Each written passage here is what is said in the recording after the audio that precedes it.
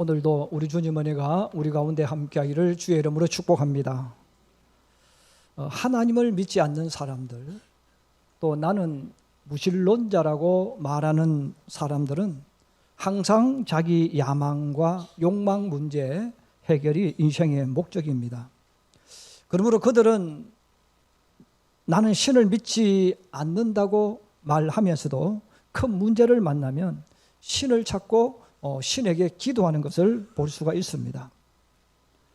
그러나 예수님은 제자들에게 너희는 이렇게 기도하라라고 말씀해 주셨어요.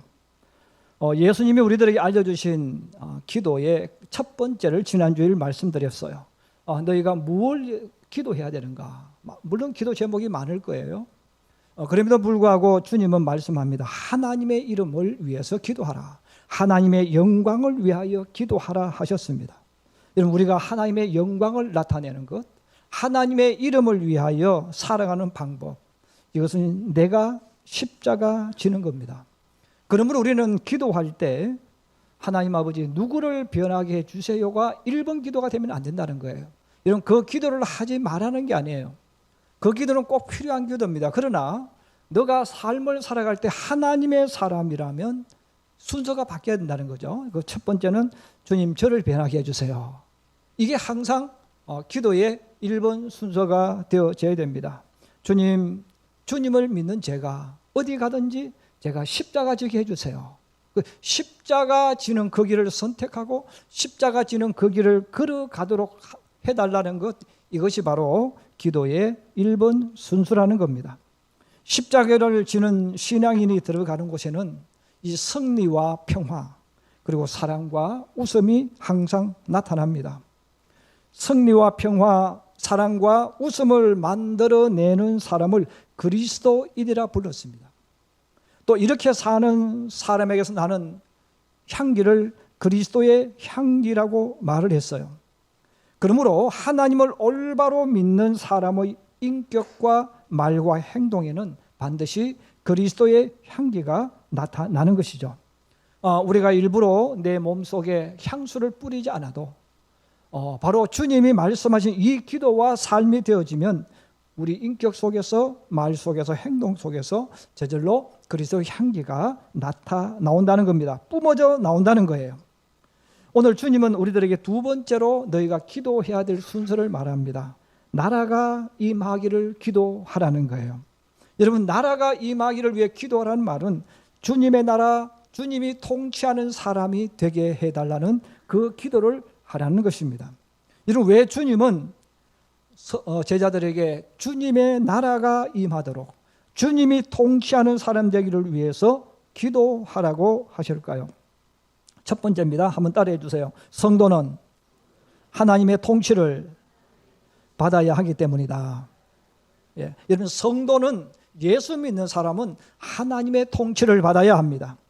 자, 그러므로 예수님은 너희가 이 땅을 살아갈 때 주님의 제자라면, 예수를 믿는다면 제일 먼저 무엇이 이루어져야 되느냐? 너가 하나님의 통치, 하나님의 나라가 이루어져야 된다는 것입니다. 여러분, 지금 우리나라는 대한민국이란 이름으로 존재합니다. 그런데 이 대한민국은 남한과 북한을 이미 포함되어 있는 거죠. 물론 서로 총을 겨누고 있지만, 여러분, 대한민국이란 이 나라의 땅 속에는 북한도 우리 땅이에요. 그래서 두 개의 나라가 존재하고 있는데, 남한과 우리가 북한이라는 단어를 쓰지만 150년 전에는 모두 조선인으로 불렸습니다. 여러분, 왜 조선인이라고 불렸을까요? 그것은 다른 것이 아니죠. 조선의 나라, 조선의 통치를 받는 국가라는 것을 말합니다. 그런데 지금 북한은 우리가 공산주의 나라입니다. 그리고 김일정일의 통치를 받고 있는 나라죠. 우리가 북한이라는 단어를 쓰지만 우리 땅이라고 말하지만 대한민국의 영역 속에 있지만 그들은 공산주의 나라예요. 그리고 김정일의 통치를 받는 나라입니다. 여러분, 우리 남한이라고 부르는 우리 이 대한민국은 어떻습니까? 민주주의 나라입니다. 국민이 주권을 가진 자본주의 나라가 되어준 것이죠. 이런 똑같은 나라고 똑같은 땅으로 포함되어 있는데 왜 북쪽은 공산주의가 되고 왜 남쪽은 민주주의가 됩니까? 왜 그렇게 불리고 있습니까? 왜 이들이 살아가는 삶이 전혀 다르고 추구하는 것이 다릅니까? 다른 것이 아닙니다. 나라가 다르다는 거예요. 통치가 다르다는 거예요. 그 사람이 어떤 사람인가는 중요하지 않아요. 거기에 살고 있는 사람이 똑똑하다, 무식하다, 그거 중요한 게 아니에요. 어떤 나라가 이루어져 있느냐, 어떤 통치가 이루어져 있느냐에 따라서 공산주의 나라가 되어지고 민주주의 나라가 되어집니다. 세상에는 수많은 민족과 국가가 있지만 성경적으로 볼 때 두 개의 나라가 있습니다. 하나는 마귀가 다스리고 있는 죄의 나라, 불신앙의 나라가 있고, 또 하나는 하나님이 다스리고 통치하는 하나님 백성의 나라, 천국 백성의 나라가 있습니다. 여러분, 우리가 대한민국에 살아도 마찬가지예요. 여러분, 대한민국이란 이 남한이라는 곳에 살고 있어도 두 개의 나라가 존재하고 있습니다. 성경적으로 봤을 때. 이런 교회 안에도 마찬가지예요. 다 나와서 찬송 부르고 기도하는 것 같지만 교회 안에도 두 개의 나라가 공존하고 있다는 것을 말합니다. 그러므로 우리가 대한민국이라는 나라에 살고 있지만 같은 식구일지라도, 같은 학교를 다니고 있다 할지라도, 나왔다 할지라도, 같은 선생님에게 배웠다 할지라도 누구의 나라인가, 누구의 통치를 받는가에 따라서 그 사람의 사상이 다르고 생각이 다르고 언어가 다르고 살아가는 목적이 달라집니다. 세상을 살아가는 사람들은 본인이 인정하든 인정하지 않든, 싫어하든지 미워하든지 상관없이 마귀가 세상을 다스리고 있다는 것입니다. 그러므로 이 땅은 마귀가 다스리고 있어요. 성경에서 세상이라는 단어를 쓸 때 그 세상은 하나님의 통치가 아니에요. 마귀가 다스리는 세상, 죄가 지배하고 있는 세상을 말합니다. 바로 성경은 우리가 살고 있는 이 땅에는 죄가 가득하다는 거예요. 이 땅은 죄가 가득하기 때문에 내가 배우지 않아도 내 마음속에 미움과 시기와 질투가 생깁니다. 여러분이 배우지 않아도, 여러분이 노력하지 않아도 여러분의 마음속에는 본인도 모르게 미움이 일어납니다. 질투가 생깁니다. 원망이 생깁니다. 또 누군가가 나보다 더 잘 되면요, 갑자기 배가 아파져요. 갑자기 짜증이 나기 시작해요. 상대방을 칭찬하고 격려해 주기보다는 나도 모르게 뒤에서 악담이나 험담, 안 좋은 이야기를 합니다. 여러분, 나쁜 사람, 좋은 사람의 구별이 아니에요. 목사인 저에게도 열심히 기도하면서 주님 말씀대로 살기를 원하는 우리 신앙인들에게도 나도 모르게 내 속에서 원망이 나와요. 여러분, 나도 모르게 내 속에서 짜증이 나고 시기가 일어납니다. 그럼 왜 우리가 이렇게 살아가고 있을까요? 그 사람이 나빠서 그럴까요? 여러분, 지성근 목사가 문제가 있어서 그럴까요? 아니라는 거죠. 우리가 살아가는 이 세상에는 죄가 가득 찼다는 거예요. 여러분, 죄가 지배하고 있다는 거예요. 죄가 지배하고 있기 때문에 내가 원하든 내가 원하지 않든 나도 모르게 그걸 배웠어요. 나도 모르고 내 삶 속에 깊이 들어와 있는 거예요. 그러므로 우리가 예수를 믿지만, 하나님을 믿지만 나도 모르게 내 삶 속에 끊임없는 죄악된 행동들이 솟구치고 또 솟구치고 있습니다.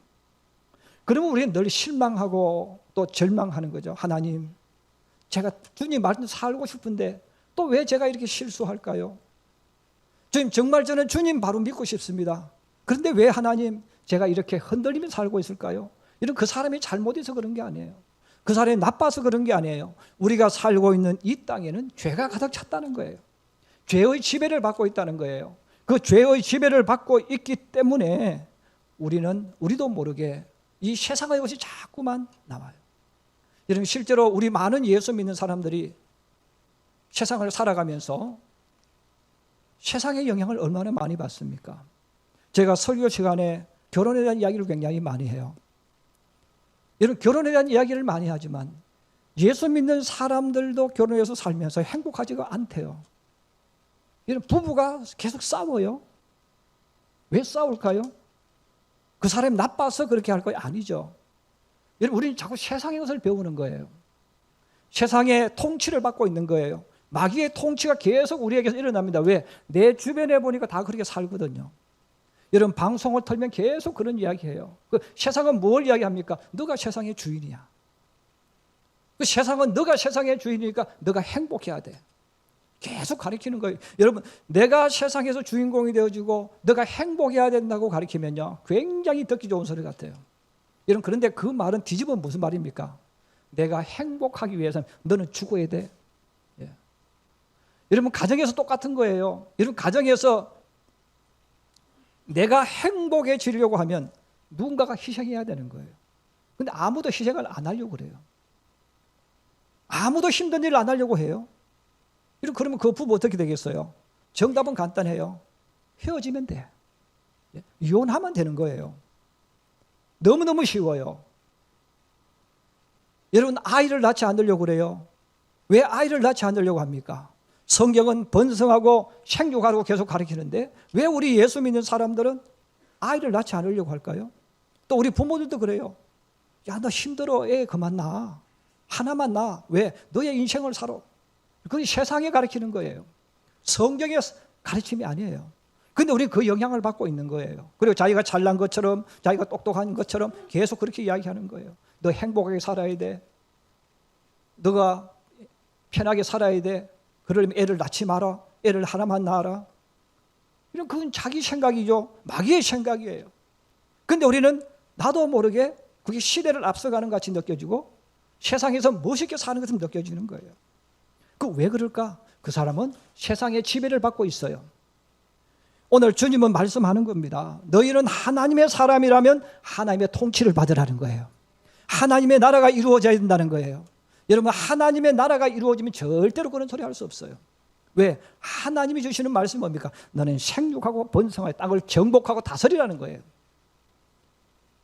하나님의 말씀은 나로 하여금 너가 어디 가든지 너로 말미암아서 복을 받아야 된다는 거예요. 너는 평화를 만들어내는 사람이 되어져야 돼요. 이런 평화를 만들어낸다는 말은 무슨 말입니까? 내가 죽는 거예요. 내가 희생하는 거예요. 내가 너를 위해서 포기하는 거예요.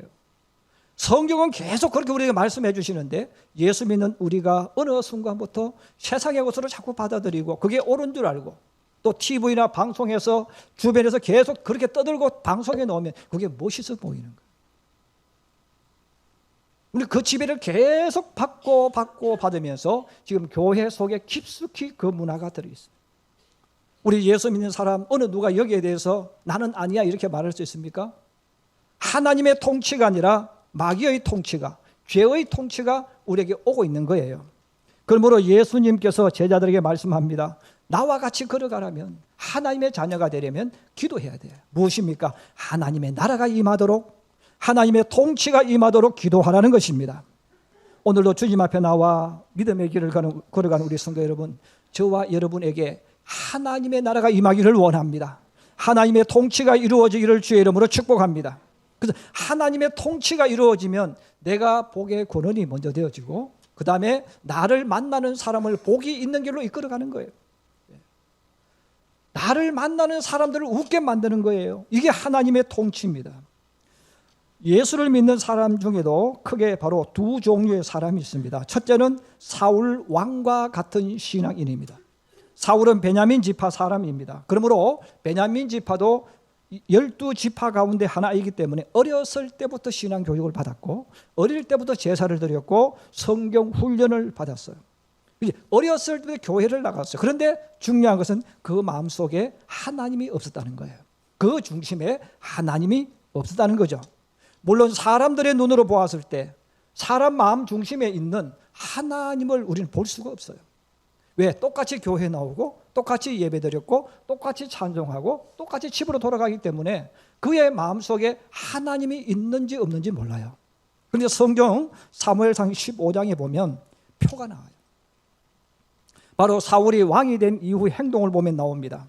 하나님은 사울에게 명령합니다. 아말렉을 공격하라는 거예요. 아말렉을 왜 공격해야 됩니까? 아말렉은 이스라엘 백성이 광야길을 걸어갈 때 적과 꿀이 흐르는 가나안으로 가지 못하도록 방해했어요. 이스라엘 백성들이 가는 길을 방해하고 사기를 끊고 힘들게 만들었어요. 바로 믿음의 길을 걸어가는 자, 우리의 믿음을 방해하는 자는 우리의 원수라는 거예요. 그를 제거시키라는 거예요. 그를 없게 만들라는 거예요. 그래서 하나님이 아말렉을 공격을 하되 하나도 남김없이 다 진멸하라 명령했습니다. 하나님은 이 명령을 사무엘을 통해서 알려주었어요. 그래서 사울이 그 말을 듣고 전쟁을 해서 대성을 거두었습니다. 자, 대성을 거둔 큰 승리를 거둔 그 사울이 어떤 행동을 합니까? 성경에는 그렇게 나와 있습니다. 사울이 전쟁에서 크게 이긴 이후에 길갈로 내려가서 자기 공적비를 세웠다는 거예요. 길갈로 내려가서 자기 공적비를 세웠대요. 공적비를 세우는 이유가 뭡니까? 내가 몇 년 몇 월 며칠 아말렉과 전쟁해서 이렇게 승리를 했다. 나는 영웅이다. 우리 땅을 이렇게 만들었고 적들의 노획물을 이만큼 많은 수확물을 얻었다. 자랑하기 위해서 그렇게 하는 거예요. 여러분, 하나님이 이기게 해주셨는데 하나님을 영화롭게 하는 게 아니라 바로 자기 공적비를 세우려고 길갈로 가버렸다는 거죠. 왜 그렇게 했을까요? 사무엘이 자기에게 말을 했을 때 사울 왕의 마음속에 반감이 생기는 거예요. 그 반감이 뭡니까? 야, 사무엘 선지자, 내가 왕이 되기 전에는 너의 지배를 받았지만 이제 내가 왕이야. 내가 왜 너의 지배를 받아야 돼? 내가 왜 너의 말을 들어야 돼? 이제 내가 이스라엘의 왕이니까 내 말 들어야지. 내가 왜 당신 말을 들어야 되느냐 이거예요. 이제 나는 내가 왕이니까 내가 마음대로 할 거야. 내가 다 할 거야. 그러니까 너가 아무리 그렇게 말을 해도 나는 이제부터 너의 말 안 들을 거야. 그리고는 그가 길갈로 내려가서 공적비를 세우는 것이죠. 교회를 다니고 예수를 믿지만 바로 내가 주인공이 되는 신앙인, 또 내 하고 싶은 대로 선택하고 결정하는 신앙인이 있습니다. 바로 그는 아무리 본인의 입으로 나는 하나님을 믿고 나는 믿음 생활을 한다고 말할지라도 여러분, 그의 중심에 하나님이 없는 거예요.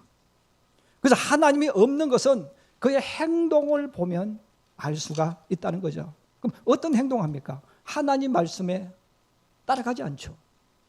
내가 선택하고 내가 다 결정하는 거예요. 하나님 말씀 필요 없어요. 이제는 내가 다 선택할 거예요. 내가 다 결정할 거예요. 그렇게 살아가는 사람은 내가 아무리 하나님을 믿는다고 입으로 말할지라도 그 사람 중심에는 하나님이 없습니다. 하나님의 통치가 이루어지지 않았죠. 자기 의의를 드러내는데, 자기 욕심을 차리는데, 자기 욕망을 사용한 데는 얼마든지 사용할 수 있지만 하나님을 위해서는 희생하지 않습니다. 왜? 하나님의 통치가 이루어지지 않았기 때문에. 바로 사울이 그랬다는 것입니다. 둘째는 다윗 같은 신앙인이죠. 다윗 같은 신앙인은 그 중심에 하나님의 영이 역사했다고 성경은 말합니다. 자, 그러므로 다윗은 하나님의 영이 역사하기 때문에 다윗은 하나님의 통치를 받는 게 너무너무 좋아요. 하나님의 나라가 이루어지는 게 너무너무 좋습니다.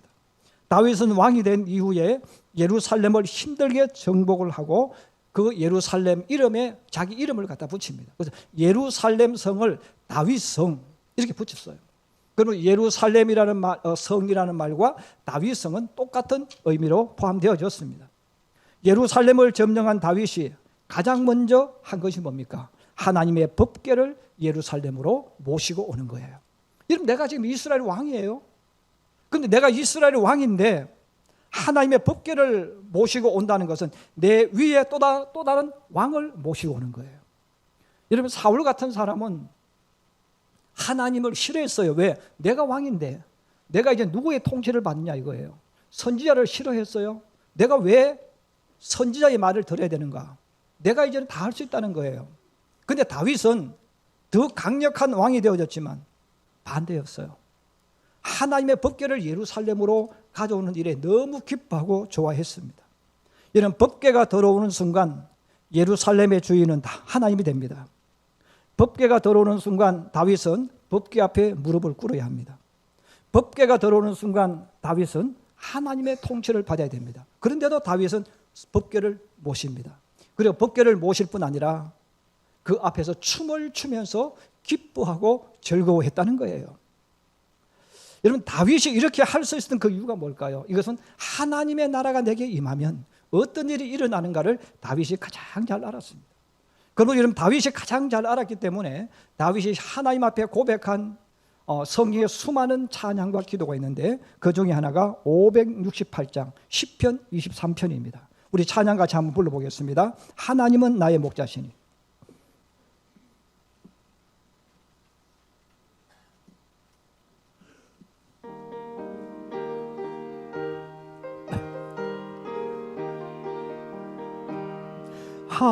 하나님은 나의 목자시니 내게 부족함이 없으리로다. 나로 하여금 푸른 풀밭에 눕게 하시며 잔잔한 물가로 인도하여 주시네.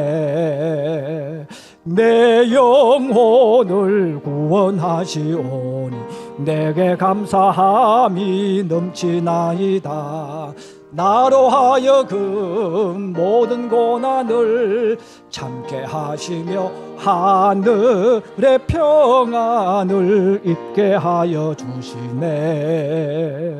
하나님이 함께 하시오니 내게 두려움이 없으리로다.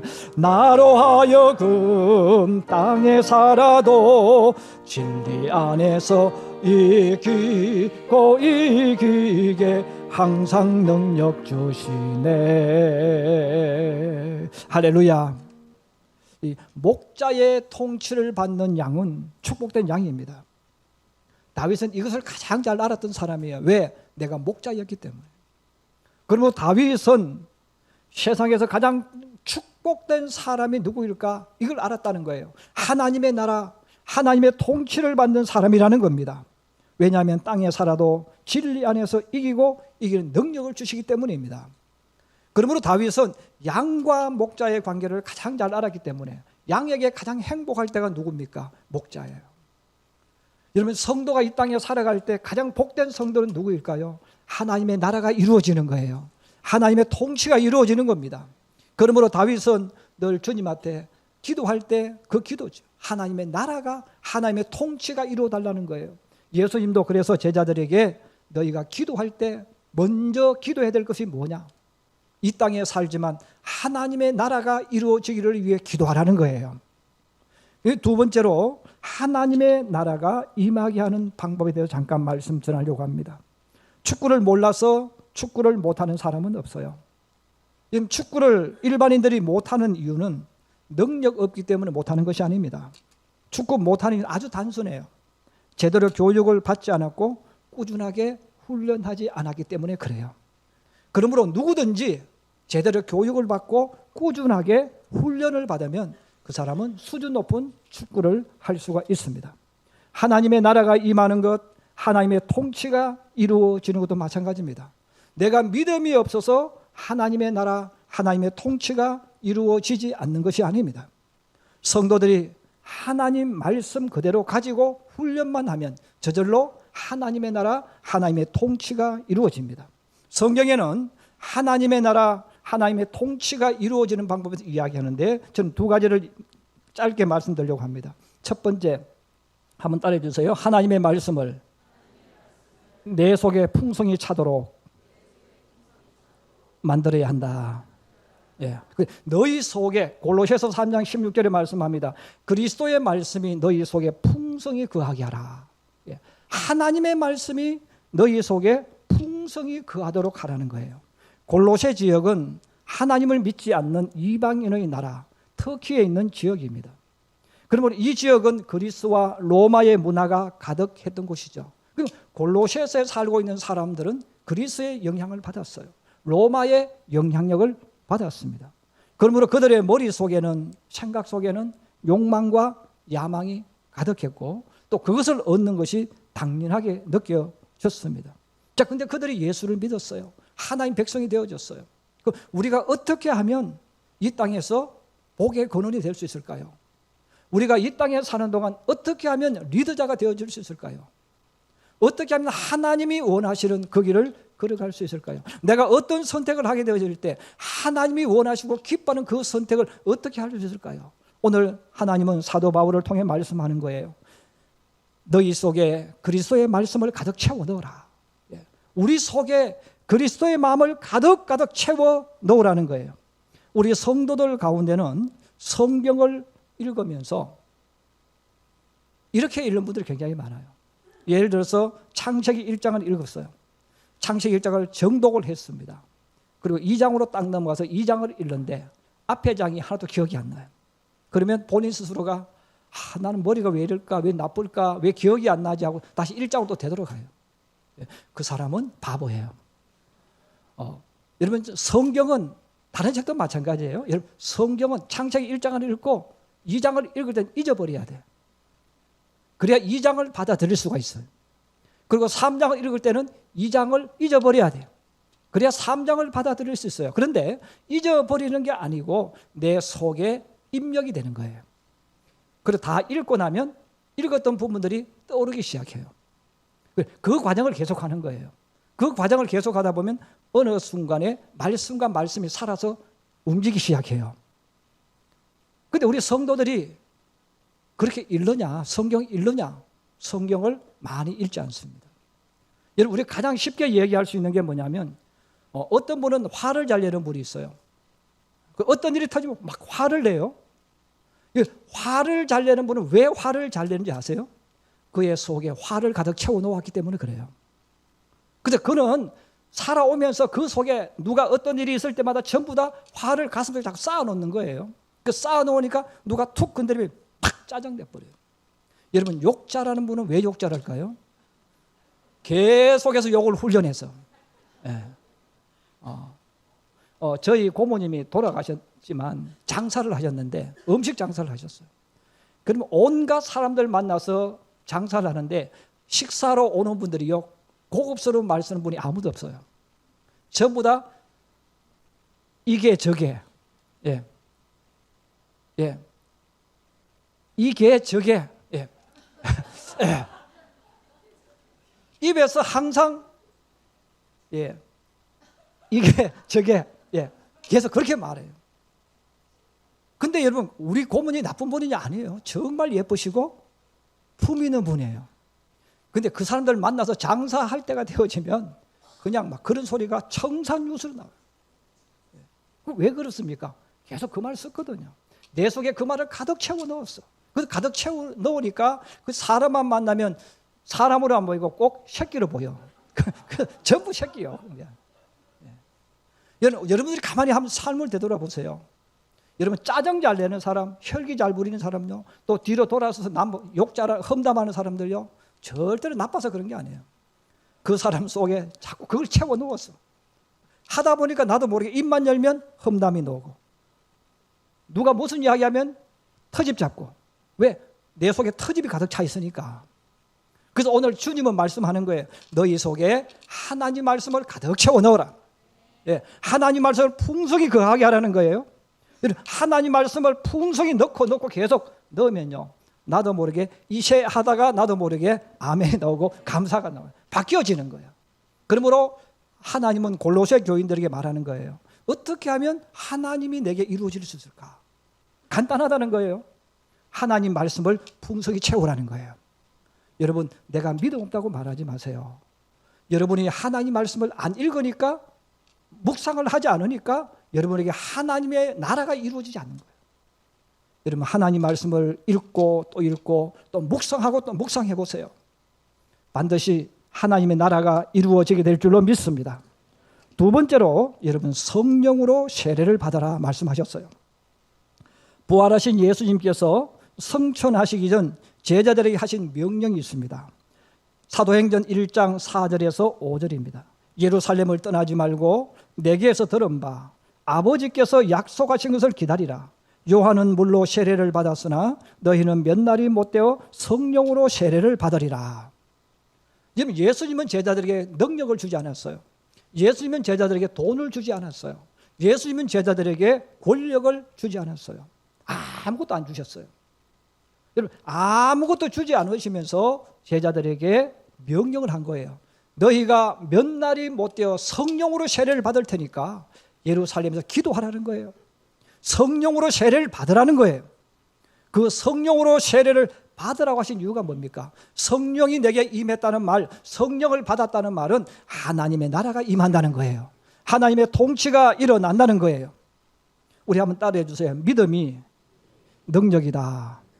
다시 한번 믿음이 능력이다. 여러분 하나님의 나라가 임하면 가장 먼저 오는 게 뭔지 아십니까? 믿음입니다. 여러분 우리가 하나님 믿을 때 우린 자꾸 세상적인 방법을 가지고 해요. 내가 하나님을 자꾸 믿으려고 하는 거예요. 근데 하나님은 내가 믿으려고 노력하는 게 아니에요. 여러분, 믿으려고 노력하면 하나님 믿을 수 있느냐? 믿을 수 없어요.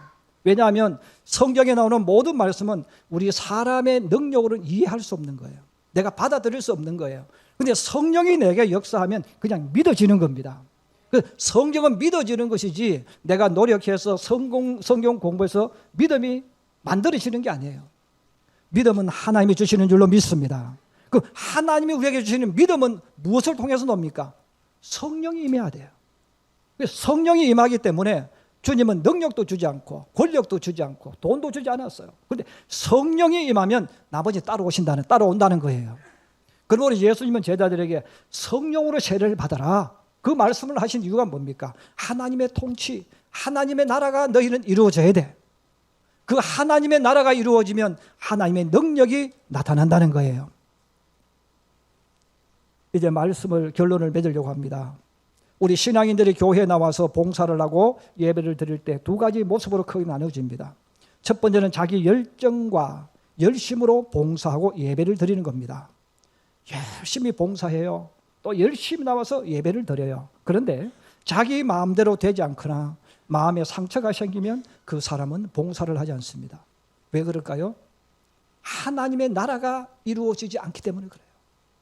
하나님의 나라가 이루어졌다 할지라도 저 밑바닥에서 있는 거예요. 그런 사람은 내가 싫으면 하고 안 하고 내가 좋으면 해요. 얘는 그것은 믿음이 아니에요. 두 번째는 성령이 임재하여 하나님을 위하여 봉사하고 예배드린 사람이 있어요. 자, 이런 사람은 시험에 들 만한 일들을 만나고 시험을 당해도 끈을 놓지 않습니다. 그만두지 않습니다. 멈추지 않습니다. 왜? 하나님 때문에. 하나님의 통치가 이루어지기 때문에 막 하고 싶지 않을 때가 많아요. 그만두고 싶을 때가 많아요. 그래도 끈을 놓치지 않는 거예요. 그 끈을 놓치지 않고 계속하는 이유가 뭡니까? 그 사람에게 하나님의 영이 역사하는 거예요. 하나님의 통치가 이루어지기 때문에 그런 거예요. 사랑하는 우리 성도 여러분, 여러분은 무엇을 위해 기도합니까? 물론 여러분 문제를 위해서 기도해야 됩니다. 그러나 정말 내가 그리스도인으로 살아가기 위해서 하나님의 능력과 권세를 가지고 살아가기 위해서 내가 해야 될 기도가 뭘까? 바로 하나님의 나라, 하나님의 통치가 내게 이루어지기를 위해서 기도하는 거예요. 오늘 주님께서 알려주신 이 기도 제목을 꼭 붙잡으셨어. 하나님의 나라가 내게 임하기를 위해서, 하나님의 통치가 내게 이루어지기를 위해서 또 기도하고 또 기도하는 하나님의 사람들이 되기를 주의 이름으로 축복합니다. 축복합니다.